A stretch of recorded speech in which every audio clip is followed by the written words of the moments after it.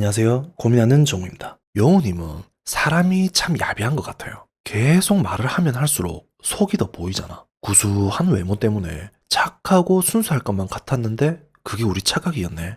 저는 제가 만약 현수님이었음 영호님에 대한 마음이 지금까지 부담스럽다기보다는 불쾌한 마음이 더 들었을 것 같아. 저렇게 죄인 같은 모습으로 쭈글하게 있는 사람한테 계속 그렇게 강요하고 싶냐고. 영호님의 조용히 속삭이는 말투 때문에 사람이 친절한 줄 알고 착각할 수도 있겠지만 내용을 들어보면 정말 그게 아니라니까. 말이 낯설 끝나고 나서라도 천천히 알아보자고 하는 거지. 따지고 보면 어떻게든 엮으려고 하는 거잖아. 영호님의 가장 큰 문제가 뭐냐면 현숙님을 좋아한다, 마음에 든다고 말을 하면서 현숙님에 대해서 알아보려고 하지를 않아요. 손을 잡는 행동을 하든지 목걸이를 주려고 하든지 전부 본인 감정하고 본인의 계획에 대해서만 말과 행동을 하지 현숙님에 대해 현숙님을 위한 질문은 하는 게 없어요. 현숙님이 어떤 사람인지에 대해서 궁금해하는 게 없잖아. 그저 처음부터 끝까지 저는 이런데 이렇게 해도 될까요? 저는 이런데 이런 건 어때요? 이런 것뿐이 없잖아. 이러니까 현숙님도 이성에 대한 감정을 느낄 수가 없게 되는 거고, 솔직히 영혼이 외모가 평타 치는 것도 아니고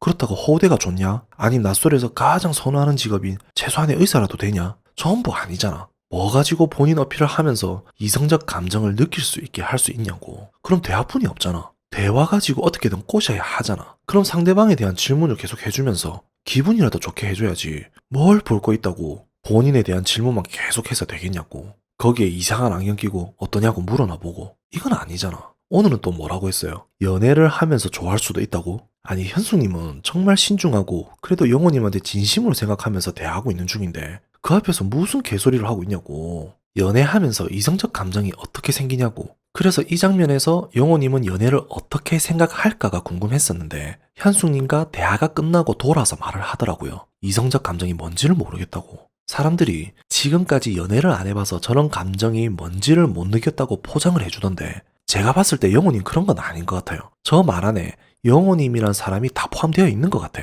영호님이 솔직히 마음에 드는 사람이 누구예요? 영숙님이잖아. 영숙님이 솔직히 마음에 들었는데 영숙님이 너무 단호하게 나오니까 할 수 없이 마음 접은 거잖아. 그래서 현숙님한테 갔다가 현숙님도 어려우니까 이번에는 순자님한테 가보겠다고 한 거잖아. 이성적 감정이 느껴지는 영숙님한테 안 되니까 만만한 사람 중에 직업을 보면서 계속 찾으러 다니게 맞는 거잖아. 영숙님은 보기보다 만만하게 안 보이니까 더 이상 하고 싶어도 못한 거고. 근데 현숙님한테 하는 행동 봐. 현숙님한테 하는 행동은 만만해서 하는 행동이 맞다니까. 그러다 현숙님도 빡치니까 더 만만하게 생각되는 순자님한테 가보려고 하는 거고. 다시 말해서 이성적 마음이 있는 1순위 영숙님은 본인이 생각해도 도저히 본인 그릇이 아니라서 포기가 되는 거고. 그래서 그 다음으로 찾다 보니까 의사가 있네. 거기에 잘 받아주고 말도 잘 못하니까 내 말이 먹히고 있는 것 같잖아. 꼬셔진다고 생각이 드는 거야. 그냥 현수님을 너무 만만하게 생각했던 것 같아. 하루 종일 죄인 같은 표정을 짓고 있는 사람인데 끝까지 눈 보고 이야기하고 싶다고 말하고 끝까지 몰아붙이고 있는 거 보면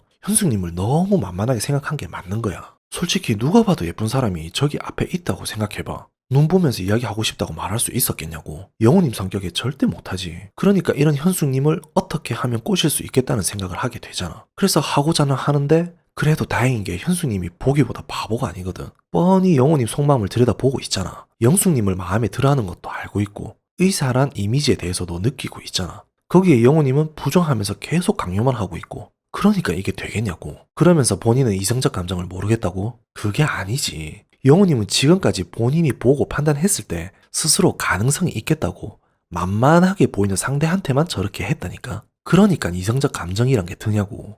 영숙님 같은 경우는 평생 못 만날 사람인데 여기서 얻어 걸렸으니 어떻게든 말 한번 붙여보고 도전해본 거고, 영호님은 오직 목표가 결혼해서 애 낳고 나도 남들처럼 사는 게 목표인데 그러니까 현숙님 다음으로 말한 목표가 순자님 아니야. 순자님이 오늘 빌런처럼 행동을 하긴 했지만 일단은 착해 보이고 만만해 보이잖아. 그리고 현숙님과 같은 이미지잖아. 내 말 다 들어줄 것 같고 싫다고 안 할 것 같거든. 그러니까 지금껏 평생 이렇게 살았는데 낯설 끝나고 다시 현실로 돌아가면 아무도 없는 걸 아니까 불안하거든. 그래서 어떻게든 하나는 만들어서 나가야겠다고 생각했겠지. 이건 이성적 감정이 아니라 동물적 감정만 느끼려고 하는 정말 속보이는 사람이라니까. 한마디로 감정 교류도 없이 억지로 본인 마음대로 하려니 그게 되냐고. 그래도 현숙님이 나름 거절 의사로 표현을 하긴 했는데 현숙님도 좀 답답한 게 착한 걸 알겠고 본인 성향이 그런 건 알겠는데 거절 의사가 많이 약해서 많이 아쉬운 것 같아요. 영호님도 무슨 의미인지는 알지만 그래도 계속 오해를 하고 포기를 안 하려고 하잖아. 진짜 저런 영혼이 같은 사람 만나면